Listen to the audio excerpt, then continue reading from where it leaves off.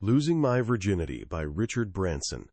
Picture yourself dangling in a tiny metal capsule, thousands of feet above the jagged, snow-covered peaks of the Atlas Mountains. It's completely dark outside.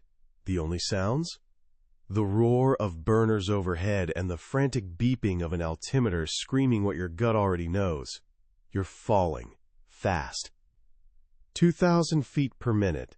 Then faster, your ears pop, your stomach presses against your ribs. You and two others are plummeting toward Earth in what amounts to a giant, out-of-control party balloon strapped to 6 massive tanks of explosive fuel. The journey is over. Now you've got 7 minutes to somehow survive. What would you do? Panic? Pray? If you're Richard Branson, you do something else entirely. While your brilliant engineer climbs onto the roof of your falling capsule to jettison fuel tanks, and while your veteran pilot wrestles with the controls, you do what you've always done. You grab your notebook. Facing what feels like certain death, you write a letter to your children. Dear Holly and Sam, it begins. Life can seem rather unreal at times. Alive and well and loving one day. No longer there the next. As you both know, I always had an urge to live life to its full. That single moment, suspended between sky and earth, captures everything about the man we're exploring today. It's a story of breathtaking risks, of facing failure with almost defiant calm, and of an unshakable belief that life isn't a dress rehearsal. Today, we're diving into Richard Branson's remarkable autobiography, Losing My Virginity. This isn't just a book.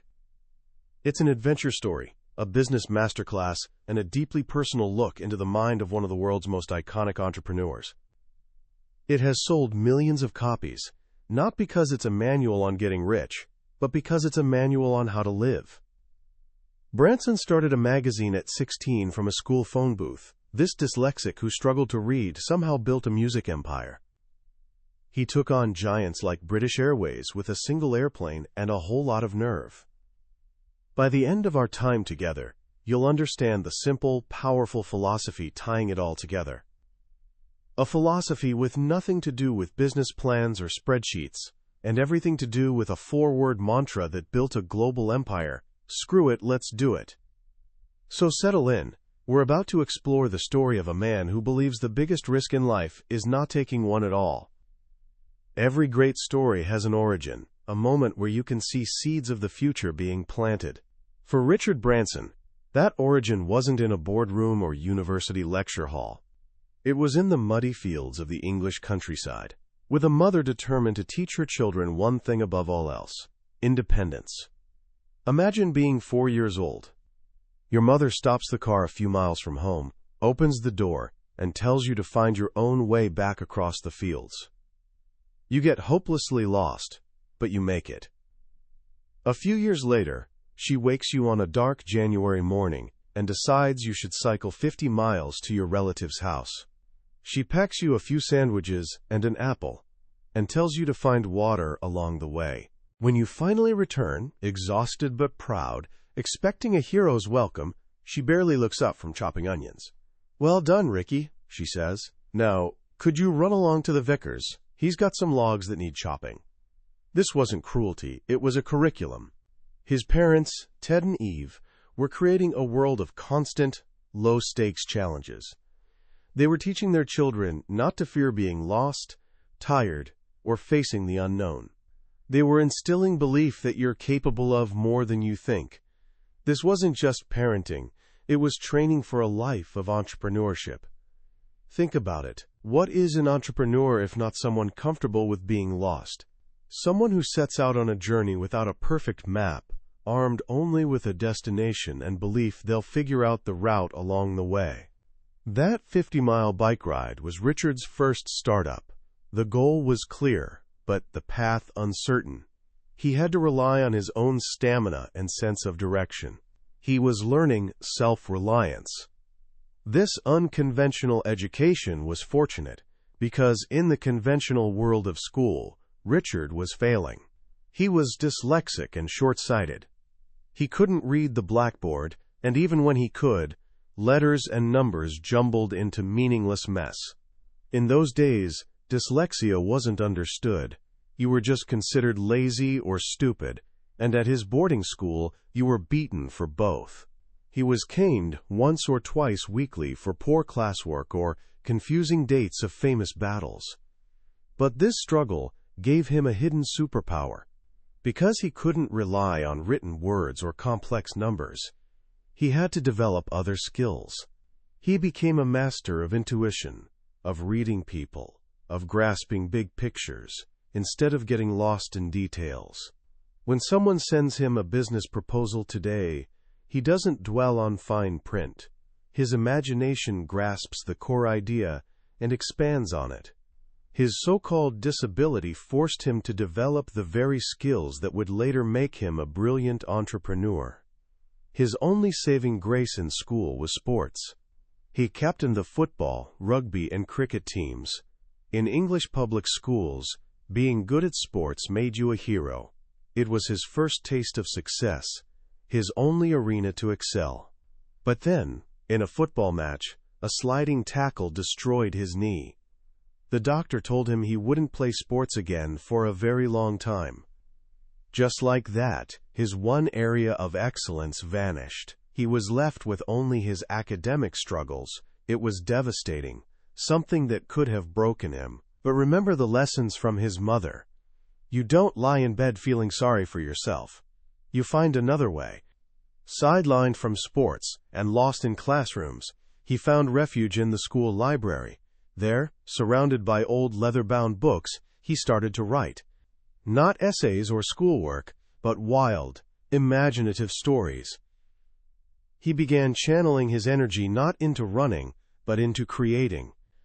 In that library, he met another boy, Jonathan Holland Gems, or Johnny. Johnny was worldly sophisticated and deeply interested in newspapers and journalism. Through him, Richard started seeing a new path. He began thinking that if he couldn't excel within the system, maybe he could challenge it. He and Johnny were fed up with archaic rules at their school stove. Things like compulsory chapel, corporal punishment, and being forced to watch school matches on Saturday afternoons. Richard wrote to the headmaster, suggesting they could be doing something more useful, like cleaning windows for the elderly. The headmaster suggested he air his views in the school magazine. But that wasn't enough. The school magazine was part of the establishment. They wanted to create something new, something connecting students from different schools, and challenging old ways of thinking. And so, at 15, the idea for Student Magazine was born. This is where the story truly begins. Because what happened next wasn't just about starting a magazine, it was about learning, in real time, every single lesson of entrepreneurship. Richard had no money, no office, and no experience. His headquarters was a school phone booth. He quickly discovered a trick. If he called the operator and claimed the machine had taken his money, she would connect him for free. Better yet, she would announce his calls with professional flair, "I have Mr. Branson for you." Imagine that. A 15-year-old boy in a cold phone booth, calling heads of major corporations. He had no product, just an idea. But he had something more powerful: audacity. He would call Lloyd's Bank and tell them their rival, National Westminster Bank, had just taken out a full-page ad. He'd call Coca-Cola and tell them Pepsi had booked space, but the back cover was still free. He learned to speak fast, packing his entire pitch into 5 minutes before the operator cut him off. He was too young, too naive to even consider failure.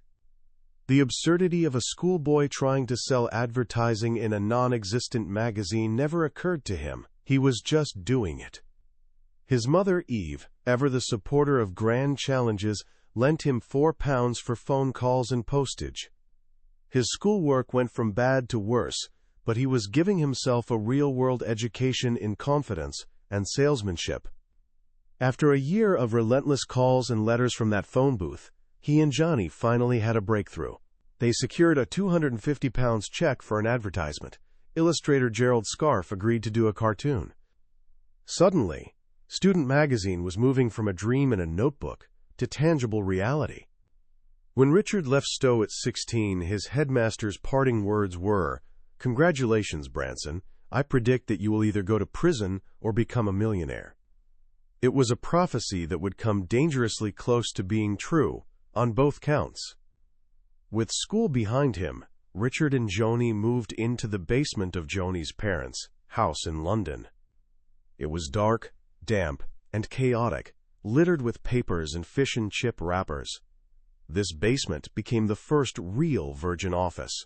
They were always hungry, sometimes raiding the fridge upstairs. His mother would occasionally burst in with a Red Cross delivery of food, and once she brought them £100 in cash. She had found a necklace on the road, handed it to police, and when no one claimed it, they gave it back. She sold it and gave the money to the boys. That £100 paid their bills and kept the dream alive for months. They managed to get interviews with rock stars like Mick Jagger and John Lennon. These weren't polished, professional interviews. They were awkward, funny, and refreshingly real. Just kids talking to their heroes. But these names gave the magazine credibility. The operation was pure chaos, but creative, collaborative chaos. Friends and friends of friends started showing up at the basement, wanting to be involved. It became a commune, a squat, with everyone working for no money, living off cheap curries and shared passion for what they were building. This was the birth of Virgin culture. It was never about pinstripe suits and boardrooms. It was about a team of people having fun, believing in what they were doing, and working together to make something happen. Richard was becoming an entrepreneur by default. While Joni and others focused on articles and creative work, Richard was on the phone, selling ads, arguing with printers, and worrying about paying bills. He was learning that a business, at its core, is a creative enterprise. "I can honestly say," he reflects, "that I have never gone into any business purely to make money. If that is the sole motive, then I believe you are better off not doing it. A business has to be involving, it has to be fun, and it has to exercise your creative instincts." Running Student was certainly fun, but it wasn't making money. The passion was there, but cash flow was a constant struggle. As the dream of being a journalist started to fade, the reality of being a businessman took its place. Richard began seeing the name Student not just as a magazine, but as a brand. He imagined a student travel company, a student bank, a whole range of services. He was already thinking bigger. But the magazine itself was floundering. In this moment of near failure, another idea sparked. He noticed everyone around him, all these young people, spent a huge amount of their money on one thing: music. They would buy the latest Bob Dylan or Rolling Stones album the day it was released, spending what was, for them, a small fortune. At the time, record shops were formal, unwelcoming places. You went in, bought your record, left. There was no passion, no sense of community. So Richard had an idea. What if they could sell records by mail order, through the magazine, at a discount? The very first ad for mail-order records appeared in the final edition of Student. The response was overwhelming. The magazine might have been dying, but this new idea brought in a flood of cash, more than they had ever seen. They knew they needed a new name for this business, something that wasn't just for students, something eye-catching. They sat around in their new office, the crypt of a church, brainstorming. One early favorite was Slipped Disc. Then, one of the girls on the team leaned forward. "I know," she said. "What about Virgin? We're complete virgins at business." Everyone laughed. It was perfect, cheeky, memorable, and true. On the spot, Richard decided, "Great, it's Virgin." Just like that, a global empire had its name. Looking back, he jokes, "I'm not sure that Slipped Disc Airways, Slipped Disc Brides, or Slipped Disc Condoms would have had quite the same appeal." The mail-order business thrived. Customers sent their money first, which provided capital to buy records. But in 1971, disaster struck. The post office workers went on strike. For a mail-order business, this was a death sentence. No mail meant no orders, no money, and no way to send out records. They were about to go bust. They had to do something fast. Within a week, they decided to open a physical shop. They found an empty space on the first floor above a shoe shop on Oxford Street. The owner, a gruff Greek man, was skeptical. "You'll never pay the rent," he said. "No, you're right," Richard replied, with classic Branson charm. "We can't afford any rent, but we'll attract lots of people past your window, and they'll all buy shoes." They struck a deal. They could occupy the space for free until someone else came along willing to pay. Within 5 days, they had built shelves, thrown some cushions on the floor, and set up a till. The first Virgin Records shop was born. But it wasn't just a shop. It was an extension of the culture they had built at Student. It was a place where people could meet, hang out, and listen to music together. You weren't rushed out the door. You were encouraged to stay, chat, discover new artists. On the first day, a queue 100 yards long formed outside. They were on to something big. They were connecting with customers in a way no one else was. While big chains were formal and corporate, Virgin was cool, authentic, and cheap. The brand was starting to mean something. Richard, however, was already looking at the next step. He saw that the real money in the music industry wasn't in retail. It was in the record companies themselves. And he noticed something else. Recording studios were as formal and unwelcoming as record shops. Bands had to book rigid time slots, often recording right after breakfast. It seemed ridiculous to expect a rock and roll band to be creative on a 9-to-5 schedule. So he had another idea. What if he could create a recording studio in a big, comfortable house in the country? A place where a band could come and stay for weeks, record whenever they felt inspired, and feel completely at home. He found a beautiful old manor house near Oxford, called the Manor. The asking price was £35,000. He had no money, but he was relentless. He convinced the bank to give him a £20,000 mortgage. He asked his parents for an advance on a small trust fund, and for the final £7,500, he went to his Auntie Joyce. She had no children of her own and had always been devoted to him. To raise the money, she secretly remortgaged her own house. It was an incredible act of faith. "What's money for, anyway?" she told him. "It's to make things happen." With the manor secured, pieces of the Virgin Empire were starting to fall into place. They had retail shops, they had the recording studio. The next logical step was a record label. And the very first artist they wanted to sign was a shy young session guitarist who had been working at the manor. He had given them a demo tape of his own music, a long, instrumental piece he had recorded himself by laboriously overdubbing dozens of different instruments. Every record company in London had turned him down. His name was Mike Oldfield. They offered him a contract, retyping a standard deal from another label and simply swapping out the names. They gave him £20 a week to live on while he recorded, deducting it from any future royalties they all secretly thought would never materialize. No one believed this complex, wordless music would ever sell, but they loved it, and they believed in him. It took Mike over a year to record his masterpiece. It was fantastically complicated, with over 200-300 different recordings woven together. He played more than 20 different instruments himself, from guitars and organs to a glockenspiel, a mandolin, and something he called tubular bells.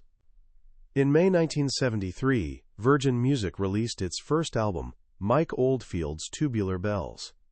The problem was, no one would play it. Radio stations were dominated by 3-minute pop singles. There was no room for a 45-minute instrumental piece. For 2 weeks, the album was dead in the water. Then, Richard invited legendary BBC radio DJ John Peel over to his houseboat for lunch. After they ate, he put on Tubular Bells. Peel was amazed. "I've never heard anything like it," he said. Later that week, everyone from Virgin gathered around the radio on the houseboat. John Peel's laconic voice came on. "Tonight," he said, "I'm not going to play a whole lot of records. I'm just going to play you one. It's called Tubular Bells. I've never heard anything like it in my life. You'll never forget this." He played the entire album. The next day, phones rang off the hook. orders flooded in from record shops across the country. Tubular Bells entered the album charts, and by August, it was #1. It went on to sell over 13 million copies. The gamble on a shy, unknown artist and his strange, beautiful music had paid off in a way no one could have imagined. It made Virgin a major force in the record industry. But success came with a cost. Mike Oldfield, the genius behind the music, couldn't cope with fame. He became a recluse, refusing to perform or do any promotion. The pressure of sudden, massive success was devastating for him, and Richard had to learn to live with the responsibility of that. With money from Tubular Bells pouring in, Virgin began signing new bands, but they were in danger of being seen as just Mike Oldfield's label, a hippie label.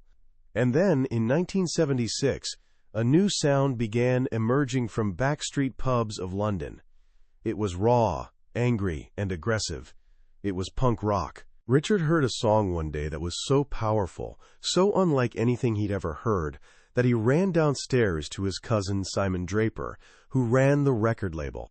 "What was that?" he asked. "It's the Sex Pistols," Simon said.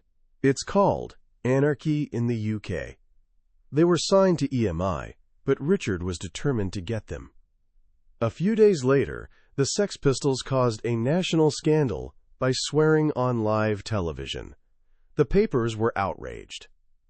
And the phone in Richard's office rang at 7 a.m. It was the managing director of EMI. "I gather you're interested in signing the Sex Pistols," he said. What followed was a masterclass in manipulation by the band's manager, Malcolm McLaren. He played Virgin against other labels, got the Sex Pistols dropped by 2 major companies, collecting huge payouts each time, and built their reputation as the most shocking band in the country. Finally, with the Queen's Silver Jubilee approaching and a new single called God Save the Queen ready to go, McLaren had run out of options. No one else would touch them. He finally came to Virgin. Virgin released God Save the Queen. It was banned by the BBC and every radio station in the country. It soared to #2 in the charts, and was only kept from #1 because chart compilers excluded sales from shops like Virgin that were selling it in huge quantities. The more it was banned, the better it sold. Then came the album, Never Mind the Bollocks, Here's the Sex Pistols. The title alone was enough to cause outrage. The manager of Virgin's Nottingham shop was arrested under an obscure 1889 Indecent Advertisements Act. Richard called his lawyer, John Mortimer, who had defended him years earlier when the Student Advisory Center was prosecuted.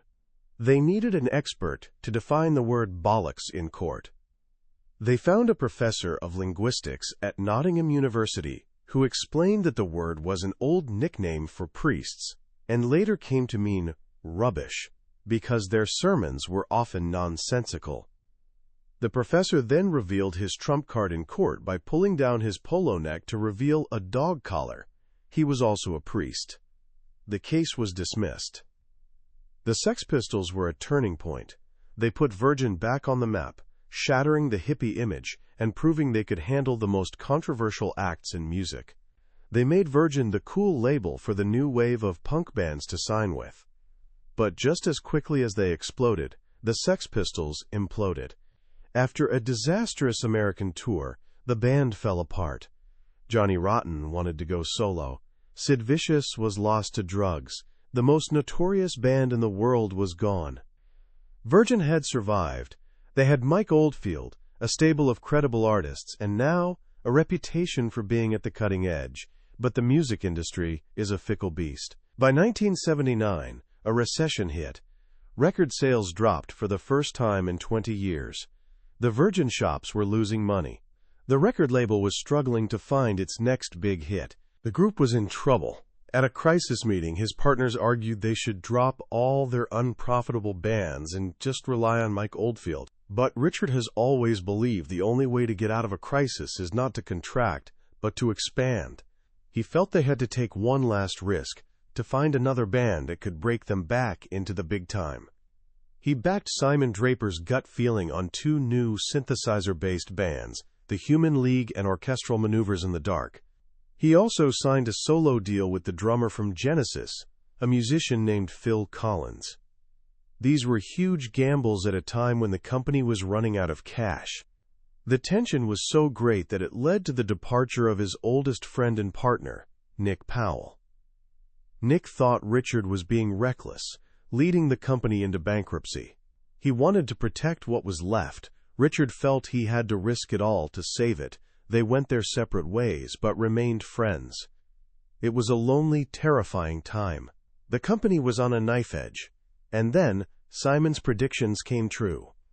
The Human League's third album, Dare, went to #1 and sold millions around the world. Phil Collins' debut solo album, Face Value, was an enormous success. And then came Culture Club. Their frontman, a beautiful young drag queen named Boy George, was an instant sensation. After one appearance on television, their single, Do You Really Want to Hurt Me, shot to #1. Their album sold 4 million copies. Their next single, Karma Chameleon, was the top-selling single of 1983, reaching #1 in over 30 countries. Once again, from the brink of collapse, Virgin's fortunes were transformed. Cash was pouring in. From a £900,000 loss in 1980, they made a profit of £11 million in 1983. With money in the bank for the first time, Richard's mind began to wander. He needed a new challenge. He had proven himself in the music world. Now, he wanted something bigger. In February 1984, a young American lawyer called him with a proposal. An airline called Laker Airways had gone bust, and the route from London's Gatwick Airport to New York was vacant. Was he interested in starting an airline? It was an insane idea. He knew nothing about aviation. His partners were horrified. "You're a megalomaniac, Richard," Simon Draper told him. "You go ahead with this over my dead body." But Richard was captivated. He did his own kind of market research. He tried to call the only other cheap airline flying the route People Express. The line was constantly engaged. He reasoned that either they were so poorly managed they'd be an easy target, or they were so in demand that there was room for competition. Either way, it was a green light. That continual engaged tone, more than anything else, convinced him to do it. He sought advice from the one man who knew the risks better than anyone, Sir Freddie Laker, the man whose airline had been crushed by the big players. Freddie gave him stark warnings about the ruthless competition he would face from British Airways. "They destroyed my financing," he said. "If you ever get into trouble, sue them before it's too late." Richard negotiated a deal with Boeing to lease a single, second-hand 747 jumbo jet for 1 year. His plan was simple: dip a toe in the water. If it didn't work, he could return the plane and cut his losses. It was all about protecting the downside. The launch was set for June 1984, just 4 months away. It was a virtually impossible timetable. 3 days before the inaugural flight, during a final test flight with a CAA official on board, disaster struck. The plane flew into a flock of birds. There was a loud bang, a flash of flames, and black smoke poured from one of the engines. The engine was destroyed. Because they didn't have their license yet, it wasn't insured. They had to pay £600,000 for a new one, overnight. The company's overdraft with Coutts Bank was pushed to its limit. The inaugural flight itself was a chaotic, 8-hour party across the Atlantic. But when Richard returned to London, exhausted, he found his bank manager sitting on his doorstep. The bank was bouncing their checks. They were pulling the plug. In a rare fit of anger, Richard threw the man out of his house. The entire Virgin Group was on the verge of collapse, all because they were £300,000 over their limit, with a check for £6 million due to arrive any day. They survived by a thread, pulling in cash from their overseas record companies just in time. But the crisis was a wake-up call. The Virgin Group was living too dangerously. They needed to restructure, to bring in outside investors, to become a more serious company. This led to the decision in 1986 to float Virgin on the stock market. It was a huge success, attracting more applications from the public than any other debut issue. apart from massive government privatizations. But Richard immediately began to regret it. He hated the formality, the endless meetings with city analysts, the pressure for short-term profits. He felt he was losing control of his own company. He was spending more time explaining what he was doing than actually doing it. In many ways, he reflects, 1987, our year of being a public company, was Virgin's least creative.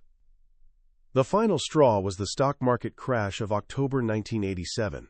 The value of Virgin's shares was nearly halved, despite the company's profits having doubled. It made no sense to him. The city simply didn't understand his business. So, in 1988, in a move that stunned the financial world, he led a management buyout to take the company private again. He offered shareholders the same price they had paid at flotation, ensuring no one lost money. His reputation remained intact. But the company was now saddled with a staggering £300 million of debt. Everything was up for sale. The pressure was immense. To raise cash, he sold off chunks of the business, bringing in partners. He sold 10% of the airline to a Japanese travel group. He sold 25% of Virgin Music to another Japanese company, Fuji Sankei, for $150 million. This deal alone proved how much the city had undervalued the company. But the biggest battle of his life was just beginning. With the Gulf War in 1990, the airline industry was plunged into crisis. Fuel prices doubled. Passenger numbers plummeted. Virgin Atlantic, still a tiny airline, was losing £1.5 million a day. Rumors began to circulate, subtle at first, then more persistent, that Virgin was in financial trouble. Richard started getting strange calls from journalists, asking about drugs at his nightclub, Heaven, and then, in the same breath, about the airline's finances. He heard that Lord King, the chairman of British Airways, was telling people at private lunches that Virgin was about to collapse. Then came the proof. A BA employee contacted them, revealing that a special management team had been set up to undermine the Branson image. They were told to destroy any files with references to Virgin. This was more than competition. This was a deliberate, systematic campaign to put them out of business. BA staff were accessing Virgin's confidential booking information through shared computer systems. They were calling Virgin passengers at home, pretending to be from Virgin, and telling them their flight was canceled or overbooked, then offering them a seat on a BA flight instead. They were poaching passengers right at the check-in desk. Richard wrote to Lord King, hoping to stop it. The reply was dismissive and arrogant. He wrote to the non-executive directors. They closed ranks. BA flatly denied everything, calling his allegations utterly without foundation and a publicity stunt. In their own internal newspaper, distributed to all their staff, they called him a liar. And that was the final straw. He decided to sue them for libel. It was a colossal gamble. The case was dubbed the mother of all libel trials. BA was a corporate giant with bottomless legal resources. Virgin was still fighting for survival, but Richard knew he had to fight. His reputation and the future of his airline was on the line. The pressure was unbearable. The banks were getting nervous again. The legal battle was draining their time and money. Just as in 1980, they were facing a choice: contract or expand. It was at this moment that the chance to sign Janet Jackson came up. She was the world's top female singer. Signing her would be a massive statement, confirming Virgin Music's status as a global player and silencing rumors about their financial weakness. But it would cost a fortune, money they didn't have. Richard decided to break all the rules. He offered her $25 million for a single album, an unprecedented amount. The bank, miraculously, agreed to fund it. They scraped the money together, and Janet signed. But the underlying problem remained. The airline was still bleeding cash, propped up by the record company. The legal battle with BA was looming. Something had to give. With a heavy heart, Richard made the most painful decision of his life.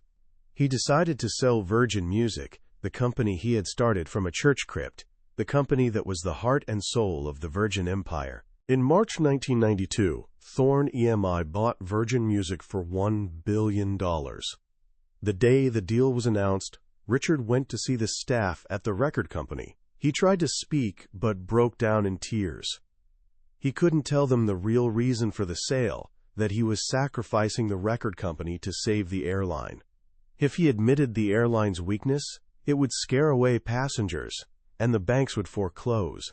He had to let them think he had simply cashed in. He left the room and ran down the street, tears streaming down his face, past a newspaper stand with a headline that read, "Branson sells for £560 million cash." The sale saved Virgin. The debt was gone. Virgin Atlantic was secure. And now, he could focus all his energy on the fight with British Airways. The court case never happened.